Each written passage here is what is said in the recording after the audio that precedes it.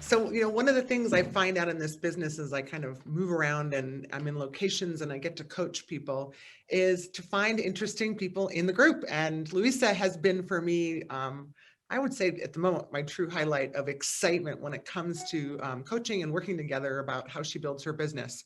So I think what I want her to bring to the table today is her style is different than some of the other people that we've had as guest speakers. And I'm always looking for innovation.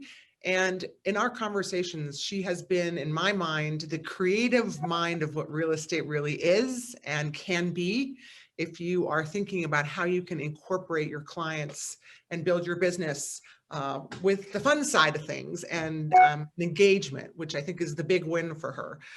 So I'm going to let her kind of talk a little bit, ask her some questions. I'm just super excited that she's here with us, has the time to do this and make this happen. So Louisa is up in the Bozeman market and has been with us 2 years, 2.5, pretty close to that almost, and has been working in this market. So the biggest question I have for you is, what made you leave Texas and come to Montana? I know you did real estate in both locations, but what really drew you here? Well, I kind of tell people when they ask, I'm like, I had an early midlife crisis. So I just moved to Montana at 37 years old. And then, 2 years later, I mean, basically like right at about 40, started a brand new career in real estate. So, I just needed a really big life change. And this market is just like a breath of fresh air. Houston's the fourth largest city in the US. And so it's completely different than this. So I actually started my license in Texas in 2004. The barrier to entry here is super low. You go to class for a week and you pass a test. And, in Texas, it's not much better, but it's, 6 weeks of classes. So I kind of had never finished, but I always had this interest just because, especially being in such a large market, it's interesting to see, when I was born and raised there, so were my parents, I had spent 15 years down there.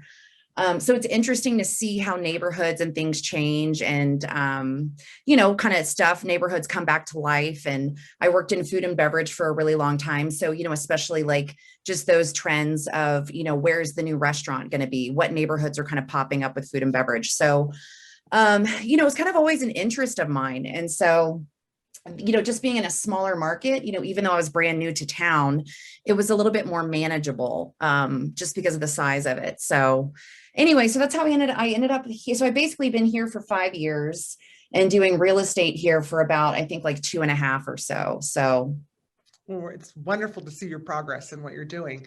One of the things I walked away was that when I talked to Lucy, she said to me, well, I kind of have 2 to 3 jobs on the side. And I was like, how do you manage that, considering that you wanted to enter into the world of real estate? And then also, what kind of an impact did that have on your business?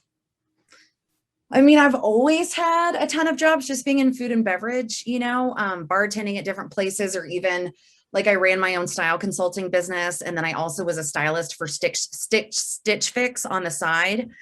So I've always just kind of had my hands in a lot of things, and it's probably helped in real estate because we wear so many hats, you kind of have to multitask and always be thinking about things. But I think just because I love the creative piece of entrepreneurship.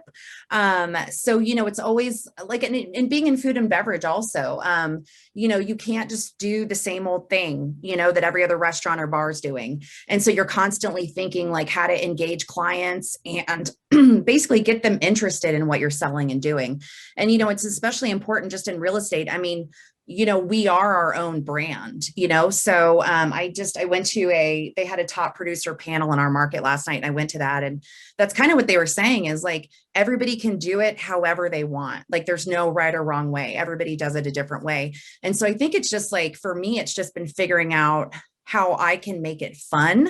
Because if it's fun for me, like that's who I am. And that's kind of what I want my brand to be about. And that's what I want clients to feel, so.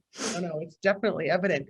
And one of the things that, in our conversations has transpired, I think, was the super creativity that you have to exploring new ideas for your business. And I think every time I get together with Louisa, it's always like, I got this idea in my head, and she brings it to the surface and we discuss it.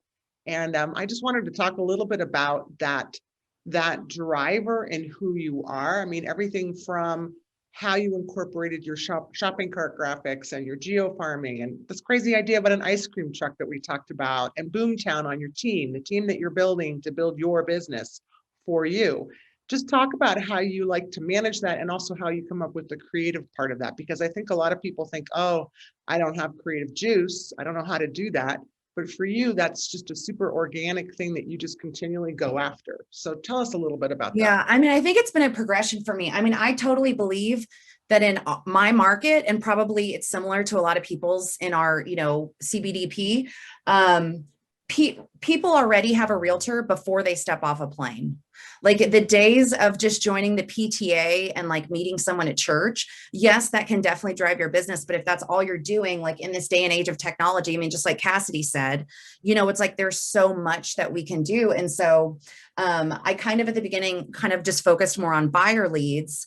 And then I wanted to make it interactive and like add that fun piece and have people really get to know me. And so I have, and just everything, all the classes that we had, I basically joined, a full year ago in April with Coldwell Banker. So it's kind of like, okay, the entire world is shut down. I made this huge like admin change to a different, it's like, what am I going to do? And there was all these classes. So I just like signed up for all these classes. So I think it was like, just like the Bill Pipes one was really good, but just, I just like took in whatever I could. And, so anyway, so from that, I realized the importance of BombBomb doing video, because I literally will have buyer leads that I've engaged with, and I'll send videos. Like if it's me talking about hey, here's the market stats, right? Because I can email customers market stats, but that's boring. You know what I mean? People want to know what makes me different. What's my opinion? What do I think about it? So I'll kind of take some of the stats, some highlights, and just say, this is what we're seeing, and this is why I think it is the way it is. And then, so yeah, I found video to be really helpful because I've had clients respond and they basically are like, thank you so much for your professionalism. And, you've kept up and you've, kept us engaged this whole time. Another thing I've kind of done that's fun is I'll do a Louisa's pick up the week, and it doesn't even have to be every week, but it's a property that I think has value for whatever reason. If it's a piece of land, that would be great as an investment. Even, like just a small property. It could be anything. And then I'll kind of, explain why I think it is. But going back to the Bill Pipes thing. So, there's the whole like low inventory. So it's like, how do I find a house for my clients? So he has a thing that he calls a yikes postcard, and you'll send it out to a neighborhood, and it's just like, hey, I've got clients that are, looking in your area, Tom and Susan and their son, Billy, and, they really can see their life here. And, are you selling your home? Do you want to? Do you don't know a neighbor? But I just didn't want to be a boring realtor. So I made my postcard super fun. And I did kind of like a crazy photo of me, because I mean, direct mail, like someone's going to see this and they're going to be like, what the heck is that?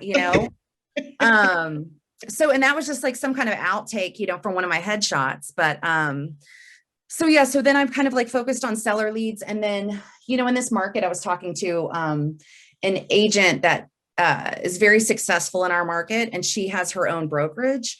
And, she's at a disadvantage because where in our Tuesday meetings, I can put out a buyer need, and, maybe one of the other, 40 agents in my office might have a lead for me. So she just was saying, yeah, this is going to be a belt tightening year. So it's like, I felt like it was important for me to like, basically, if I don't have signs in every yard, if I don't have a ton of listings, how do I get my face in front of people? So, I kind of rolled the dice a little bit in life. Like I'm not like conservative, even though I was raised by a CPA. And so I went big, and my grocery store cart advertising just came out this month, but I am in basically like half of our grocery stores in Bozeman, like on the grocery store cart, baby seat, like my ad. And so, I mean, it's kind of like, you have to just try stuff. Not everything's going to work, but if you don't try something, you're just going to be one of the many agents out there that nobody knows who you are. So I'm kind of doing that right now. And then I'm trying to focus on just getting seller leads. So anyway, we'll know in another 6 months if any of this works. Yeah. I think, in this world of you're doing it the unconventional way. I think there's a lot of creativity, and I know there's some people in our group that might be listening in that may feel that way, and they're not able to trust themselves yet that kind of creative flow to run your business really works. And I think that's why I wanted you to be on here was, there are different ways to do business. This isn't all status quo, the same thing. And it's funny because I go to the grocery store in Montrose and I go, oh, there's a realtor on my cart, right? So I know exactly what you're talking about. But the fact that someone's attempting that and the impact that it can have on a business just shows you that you can run your business that way as well, and not be the conventional, typical person. I love the photograph. I think the fact that you just decided to be just bare yourself is just what makes you the human that you really are, and how you put it together. The thought would be, one last thing would be, as a woman in this business, what do you think is one key thing that's incredibly important to success for women to succeed in this business? How would you verbalize that? Gosh, I mean, I think it's for everybody. I mean, but the thing that the biggest piece that comes up for me is like having balance, because I might be in the minority where I don't have a husband, a partner, a kid, so I can work all the time. And so last year was extremely stressful for me. So I'm learning to kind of like time block in pieces for me. And, and it just goes back, like, 'cause we've had this conversation, right? Like, I love to cook. So I have a couple girlfriends over every Monday night. So that's kind of like fulfilling for me. That's a creative piece, cooking. I try new recipes, but I'm also engaging with different people every week, and kind of like in my sphere, just like playing pickleball like every Friday with like 15 different ladies, so like that's fun, and I'm getting some exercise, but again, it kind of goes back to networking. So yeah, I mean, I think balance and like schedule I found is very important. Awesome. That's so great. I love it. And I don't know, Cassidy, I sent you some pictures. Did you get the pictures? Yeah, I did. I'll put them up. So just to let you know, this woman is also attached to an incredibly funky looking little dog that she just absolutely loves and spends her whole life with. So I wanted to leave you guys with this vision of, what, you really can love life and share it with others. And Louisa, I just super happy that you're able to share a little bit of your story, because I think, again, my goal is to bring different people to the conversation, doing it differently. And you're super successful. You had some incredible sales volume last year that I think you're now trying to chomp away at and create again for this year. But to be in the business with us for as short a time as you have been, you've definitely starting to make your mark on this market. And it's just very obvious. So thank you for being here and sharing just a little bit of who you are